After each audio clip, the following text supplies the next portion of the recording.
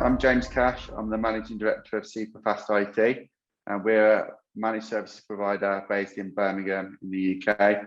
We've got a team of 12 people serving around 65 customers across a range of different sectors. And in the last few years, we've started to focus more on cybersecurity. Before we used ThreatLocker, we relied on things like antivirus software and other cybersecurity controls, such as preventing users from having administrator rights and firewalls and such, like, just the standard kind of security controls that MSPs put in place. Big driver of us getting ThreatLocker was the Kaseya attack. And while we don't use Kaseya, it was a wake-up call for a lot of MSPs. And I know other companies that I've spoken to in the industry, it's a big worry for those. So one of the primary reasons that we chose to implement ThreatLocker was to restrict what our remote management tool can do. So in the likely event that it is compromised, we've got a layer of protection there. It's been really easy to get started with ThreatLocker. The script that we were given to deploy it through our RMM tool was really easy to use. We put it in, it automatically assigned agents into the right companies, and we were able to deploy it to hundreds of machines in minutes.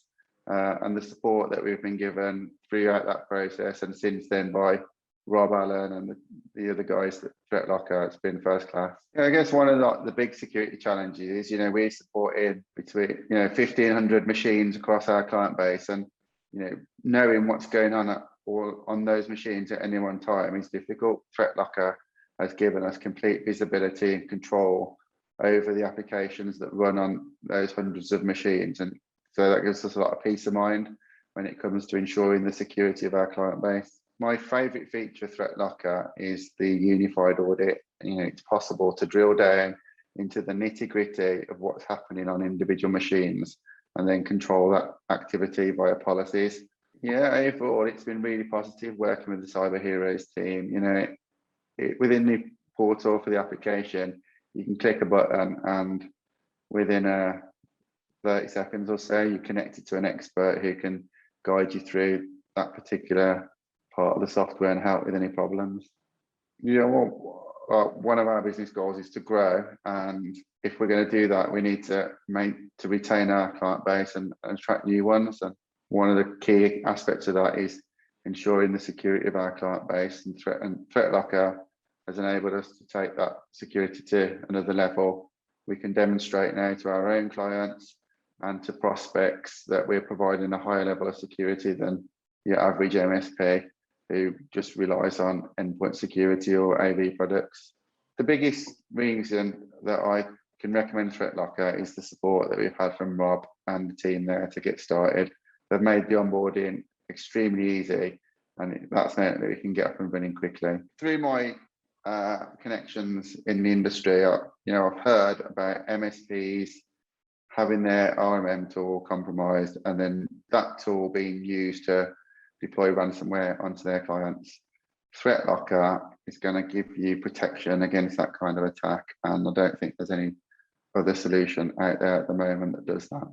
Storage control is one of the things that clients have asked for a lot, because they don't want people taking data offsite, and in the past we had to do that through group policies and things like that, which was a bit cumbersome to use.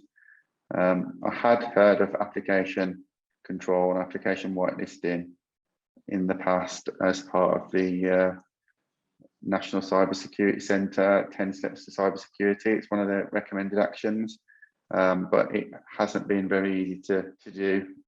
It's been difficult to implement, but ThreatLocker has made that easy. I hadn't come across ring-fencing before ThreatLocker, but the way I understand it, that it works is that it restricts what an application that's running can access. For example, your RMM tool might run PowerShell.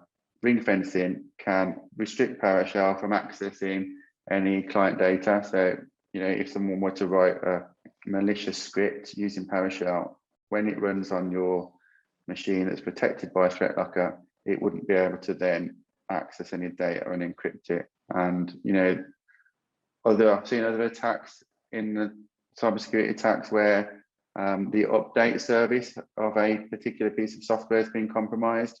Well, with ring fencing, you can restrict that software from only accessing the data that is relevant to that application, and therefore protecting the rest of the network and data and systems from any attacks. I think our experiences have been really positive, and yeah, keep up the good work.